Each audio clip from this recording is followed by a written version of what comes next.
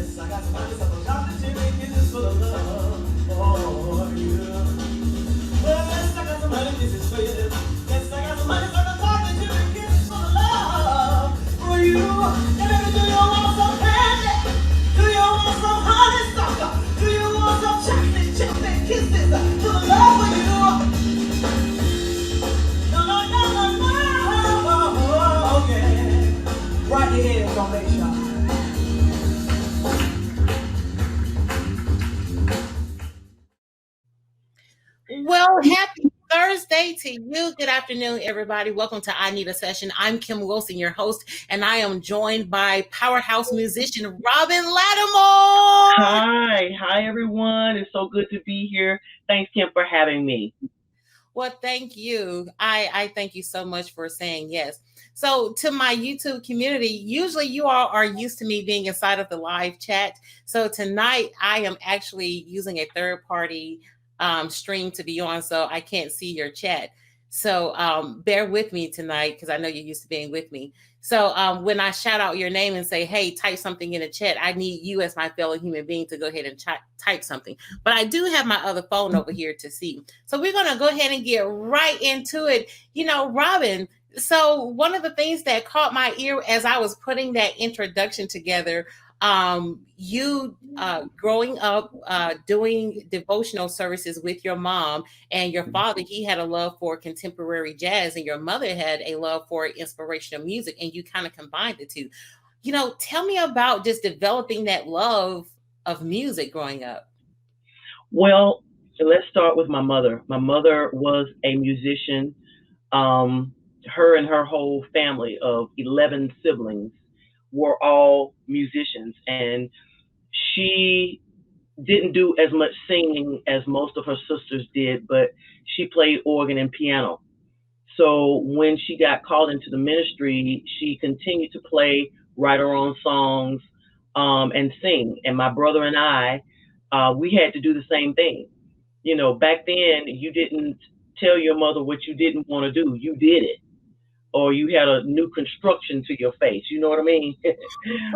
um, so leading devotion was just something inborn for me and my brother, and more so for me the older we got, um, because that's just the way we were raised, and I really enjoyed it. I love gospel music, and so it really did start off with mom, and then my dad, who was not really the religious type at all. He listened to a lot of Quincy Jones, with the big band era, the Stray Cats, um, Cab Calloway and things like that. And so I was drawn to that kind of music. Um, um, just he just had a different type of feel. So while my mom was at home, we couldn't listen to secular music. My dad did because he's paying the bills, but we didn't play it. My brother and I didn't play it. So whenever she was gone, we would turn the radio on and listen to a lot of different types of music, and that's where my love for it came in because we weren't able to just grow up with it like any regular kid. We had to sneak into it, and that made it that much more exciting for us. Yeah, I was going to ask if you all were allowed to listen to secular music because a lot of times, because you were all, you were a preacher's kid, Yeah. you have to, sneak to listen to that, even if you weren't a preacher's kid, but if you kind of went to church every Sunday, it's like, hey, turn that off. Well, actually, when I was growing up, they called it devil music. That's right. That's right. And not just every Sunday, honey. Sunday, Saturday, Wednesday night, Bible study, shut in, tent revival, whatever was going on, you were there. Yeah. You were Yeah. there. You know, So, when I met you, one of the things that I really just was drawn to, and I can tell it was rooted in that background of gospel music and jazz music, just combining all those genres. I said, wow, this woman can sing anything. Oh, I mean, just can sing anything. I mean, people, they are professional singers, but sometimes they do have trouble staying on key, getting in key. Do people tell you that about yourself, about you? that I can sing anything. Yeah. Um, I've been called, different names like the human jukebox. What is it that you don't know? Um, because, like I said, we weren't allowed to listen to secular music at home. But when my mother would go to church, sometimes without us during the week, that was the opportunity to jump in on the radio. And we didn't really listen to a lot of R&B. At that time, it was, like classic rock and, bands like Duran Duran and the Cars, and just the Chicago, different white artists. I just have a love for that kind of stuff. So when I hear it on television or I hear it in an elevator, it just takes me back to a time in my childhood. So the R&B stuff was easy. It was listening to the things that were not readily introduced to me that gave me that spark for it. And then when I went on to college, I dated a guy who was from, up north, and he liked rap. And back in the mid 80s, we had artists like KRS-One, EPMD, and Boogie Down Productions. We had Eric B. and Rakim, and that's all he played. And so that was another genre that I didn't really jump into until then. And so now, that becomes a part of my show because I like to rap as well. Oh wow, I heard you do a little rap during your live performance, but I didn't know that was actually like a joy for you. Very I much so. Yes. so some people are connected to music, it's their everything. Like, what is music to you? You know, what is it to you? It's it's it's a way for me to come out of my everyday body and be something else. Um, I work a 9 to 5 that are, is not, it serves its purpose. But when I'm on stage, when I'm performing, when I'm singing, it's like you take off a scuba suit and you're someone else. And it allows me to be that person that I always want to be. And when I see people happy, they're dancing, or they're laughing at something I said in the song, it makes me feel great. So you can say it's just about my everything next to Christ. It's pretty much a big part of my life. So Robin, do the people, your coworkers, your colleagues at your 9 to 5, do they know this Robin Latimore on stage, honey, that transformed? Do they know her? I would say 3% of my coworkers know what I do. And it's because, they follow me on social media and they're curious and they'll come out to a show and they're like, Robin, I didn't know, I had no idea. I just kind of leave that out of, my professional life. And, it got around a little bit, but I leave it out of my professional world. And if they look me up and happen to find me and they come to a show, then they'll get that Robin. So, when you're at this 9 to 5, because, it's like music just constantly buzzing through your head all day long. And, that Robin, that musical Robin just sitting on your chest, but you're actually, you're not somebody, you're not her, because that Robin just comes alive on stage. So what does that, what is that, when you're there, and is music just buzzing all day long? When I'm in my office, of course, I have music on. When I'm not in my office, it doesn't just sit there with me, but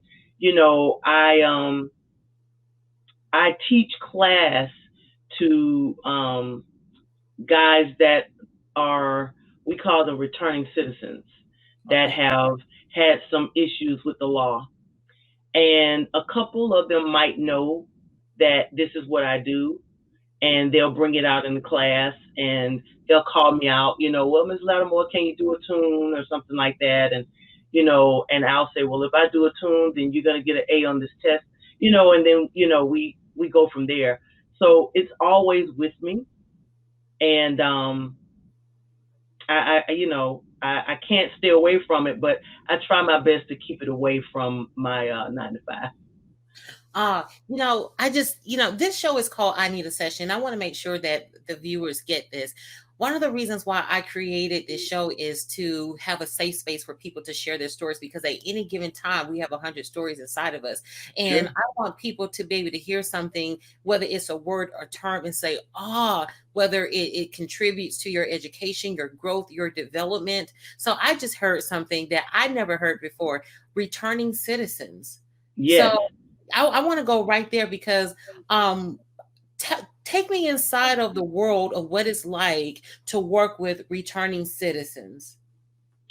Well, I have worked for the Georgia Department of Corrections for 25 years in some facet or another.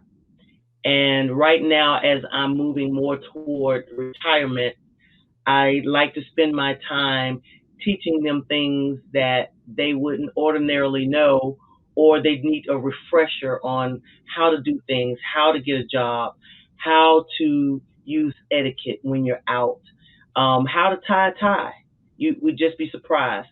So, there are a lot of things that we go through in a class, and it's just wonderful to be able to give back in that regard. And I see a lot of my students on the outside, and they're doing well. They're, working class citizens that are just happy to be given another chance. And it just reminds me of how many chances God gives us when we mess up. The scriptures say 70 times seven, but I know I've messed up so many times, but, God has given me a second chance and a third and a fourth and a fifth. So, I find joy in teaching classes to those that aren't as knowledgeable, and just bringing them in so they will be, and that they can shine when they are on the other side of the gate. Mm, yes. And so the word that I want to pull out that came up for me as you were talking was a non-judgmental zone. Create, and I want to pull the word forward, non-judgmental. A lot of times, what keeps people from trying and growing and breaks down relationships, when somebody gives you a second chance, and when that second chance is extended, what I hear is a non-judgmental zone, and being able to Yes, do that. And for people who are watching, if we can incorporate that into our daily practice and how we treat people, because my brand is love. I believe love wins, it it saves. does. and Yes, and, and when we create a non-judgmental zone, my goodness, the number of people that are just kind of released from those thoughts in their mind. And usually when you are sitting inside of an environment where you don't feel judged, it makes you feel like you are amazing instead of feeling like you're not good enough. You know how absolutely, absolutely. I tell my clients all the time, I'm not here to judge you. You were judged in front of a jury of 12. I'm here just to make sure that I impart on you the knowledge that you need to be successful when you're on the other side of the gate. yeah, yeah. So, Yeah. I want to pivot just a little bit, Robin. So, Sure.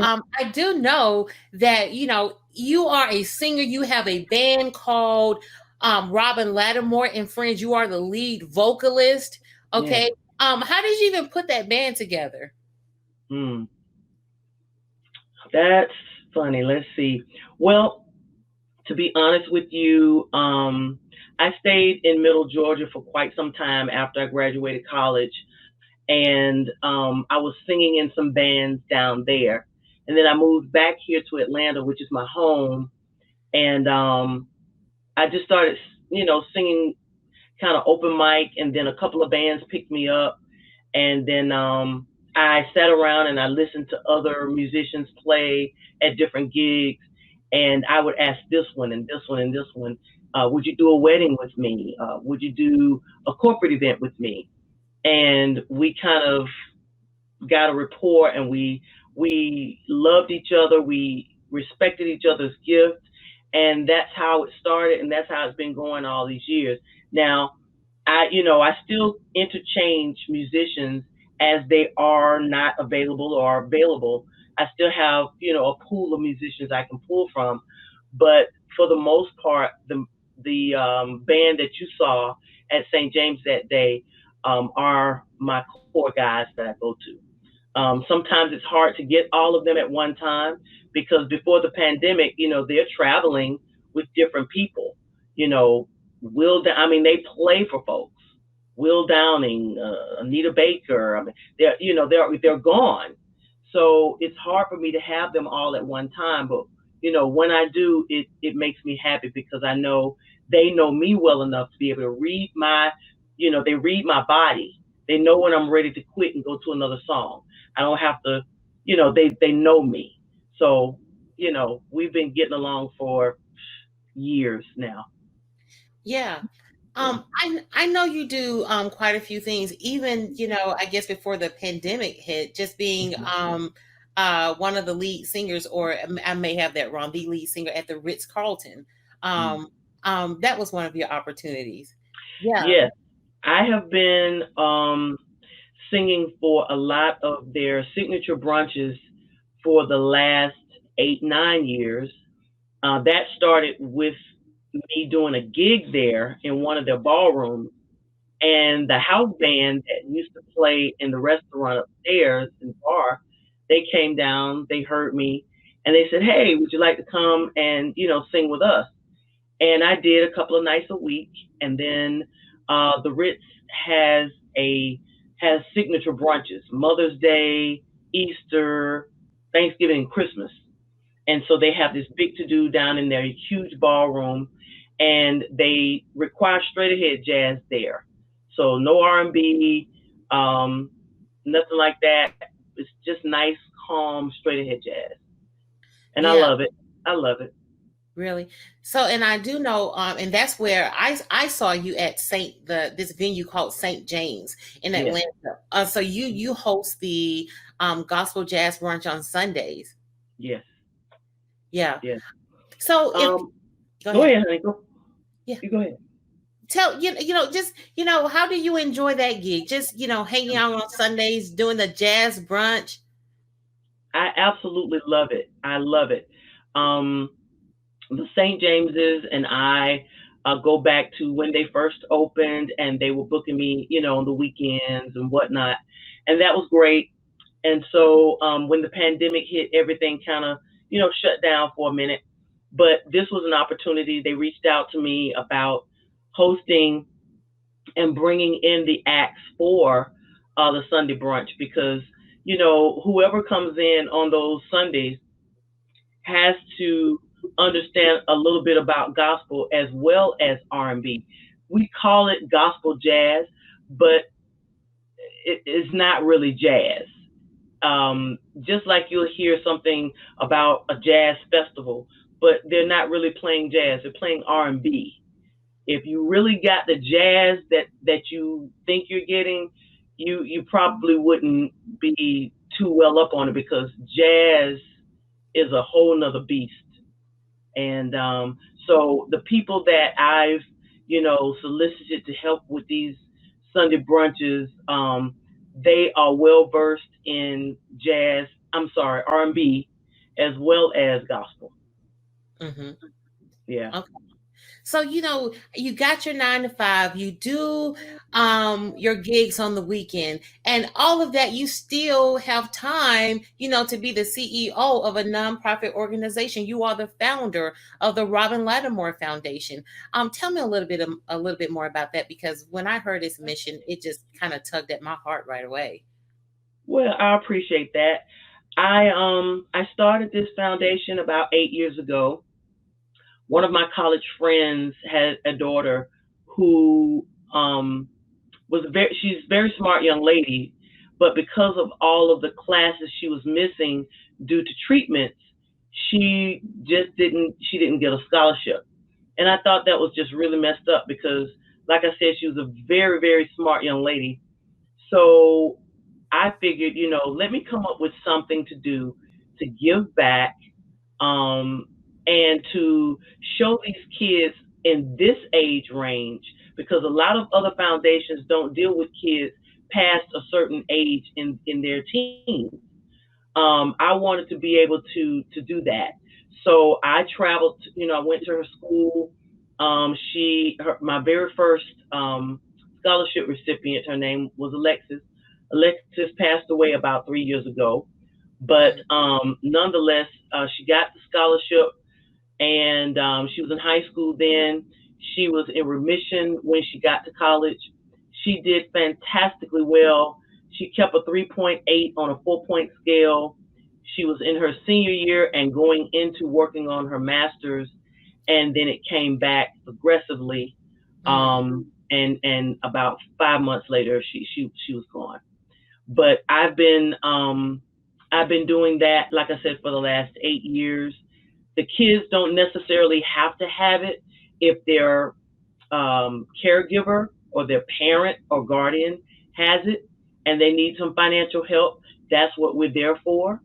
The money goes to the school, or if I deem it, me and my board deem it necessary that the student needs it for things like, you might need a small refrigerator in your room to keep medications, things like that, then we award the scholarship directly to the student.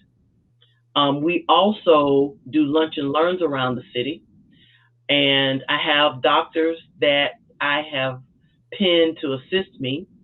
And I saw that there were four cancers that was taking our community downward, which was, and when I say our community, I mean the African American community. And that was breast cancer, that was prostate cancer, that was colon cancer, and believe it or not, cervical cancer. Mm. And cervical cancer can be prevented if we are knowledgeable. And so I have, doctors on my board that would come out. They would do the lunch and learns. They are free of charge. And just so that we can get the information out there on how you can try to be a little more healthier, in order to be cognizant of these diseases and to stay abreast. Wow, we had a bunch of nuggets just loaded into all of that. I want to make sure we don't miss them. One, by the time I hear a scholarship going to a student with cancer, I hear a couple of things in that. One, I hear the person making a decision to move forward, not giving up. Sometimes when we don't see people who manage a disease like cancer every day, sometimes they're in our blind spot and we forget Right, about them, right. especially children. And so, and to say to them, listen, this is not the end of the road for you. Yes, you can. It's not over until it's over, because That's still right. that person's story remains a testimony to somebody else who they may not, the person may not be as fortunate to live 50 years longer than the other person they have inspired. But Hmm. just because they did, it gives that person that inspiration. So that's one. Hmm. Yes, I was moved by her faith. I really was. And my mother was diagnosed with cancer. When they took me out, they had a cesarean with me, and they saw it. They sewed her back up, and Mm. then after about 8 or 9 months, she, started to have symptoms that were really ridiculous. And she said, "Well, God, I'm not gonna let them cut me. So if you don't heal me, then I'll just leave here believing that you would heal me." And my mom stayed alive for another 49 years. Mm. So it was that faith that these kids showed me. They are resilient. They feel that, I want to go to school and do this because I know how I felt. And all of them want to be in the medical field or nursing, or, and I haven't had all of them that wanted to be nurses. They, wanted to be, lawyers, or they want whatever it is. And it's not just college. If you want to go to technical school, if you any kind of post secondary that you want to deal with, I'm there for you. And if you keep me abreast of what you're doing each year, and I see your grades stay between the B percentile, we're able to help you with a little bit more money. And so I'm just glad to do it because I'm glad to see you walking in your faith. Yes, yes. Listen, Robin's website is Robin, is it the Robin or Robin Latimore Foundation.org? Yes, it's robinlatimorefoundation.org, and that's Some, Latimore with one T. You'll be able to see a lot of the kids that I've helped along the way. There are three of them that have gone on to glory, but we were still able to, assist them in some type of way. It will also give you the guidelines on how you can apply, which is extremely easy. Um, Most of my kids come to me through the Ronald McDonald House, and that way I know that there is a diagnosis, and we work with it from there. Yeah, so please go ahead and visit that website, push that donate button. I've already done so. Listen, I wouldn't ask you to do anything I have not done. I appreciate that so much. Thank you so much, Miss Kim. That was wonderful. Thank you. Absolutely, you're welcome. They have this she does this pink and blue gala every year. They weren't able to do it last year because of the pandemic. But honey, based on the pictures and the videos that I saw, the next time that thing is coming around, let me know. I want a VIP table up front, you know. Absolutely, absolutely. The Pink and Blue Extravaganza is an event that I have every year in October, early October, and I normally have it around my birthday because that's the way I want to bring my birthday in. I want to bring it in, uplifting someone else. And one of the things that I wanted to come to fruition about my foundation is I wanted people to actually see where their money's going. So having this gala where you can meet the kids, you can hear their dreams, you can hear their aspirations, as well as you can get some great music because my band will be there, and I have special guests that come in and they'll play as well. We have good food. The great people at the Hyatt Regency downtown Atlanta helps me to sponsor this event, and we named it Pink and Blue. Or I named it Pink and Blue because pink is the color for breast cancer, and then you have different colors or different facets of blue for the other cancers that we bring out. So they can be, light blue or turquoise or something like that. And so every year we'll do a different color. It might not be pink or in the blue family, but we just try to switch it up a little bit, and it's a nice, elegant event, nice, great evening. Well, I love it. I love it. Well, we've reached our time. Okay. Usually, well, when you all see the replay on tomorrow, you'll be able to see Robin's performance. But because we're taking it through this third-party stream, it was a little delayed, and I wanted to make sure that you enjoyed your experience. But Robin, she's going to take us on out of here with a little something special. Like I tell you, her voice is just, I think it's smooth like butter. So. Okay. Robin, are you ready? Okay, I guess so. Okay. Well, I'm just gonna take a step back, open up the space, and let Robin do what she does. Robin. All right, then I'll do a song that I love from Stevie Wonder. Stevie Wonder is my favorite artist in the world, and I'm gonna do a song that he wrote, and it's called "Creepin'."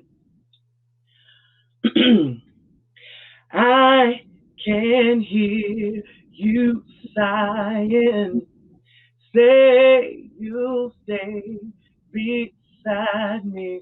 Why must it be you always creep into my dreams? Mm-mm. Into my dreams. Mm-mm. I can hear you sighing, say you'll stay beside me. Why must it be you always creep into my dreams? Mwah! Woo, we did it! We did it, Robin. Listen, y'all thought Luther did it first. No. That is simply amazing. Yeah. You'd be surprised a lot of the stuff that Stevie wrote that everybody's jumped on. Yes. Listen, it's not always easy to get into the key of Stevie. Listen, if anybody has not told you all today, let me be the first to tell you, you are amazing. Go ahead and hit that subscribe button. Go ahead and take a visit to Robin's website. I hope somebody put it in the chat for me. Tamika, if you're out there, go ahead and put that in the chat for me. www.robinlatimorefoundation.org. Go ahead and hit that donate button. All right. I see you all next week, same time, 8 p.m. Robin, thank you. Take Thank care. you so much for having me, and I appreciate you so much for the opportunity. Thank you.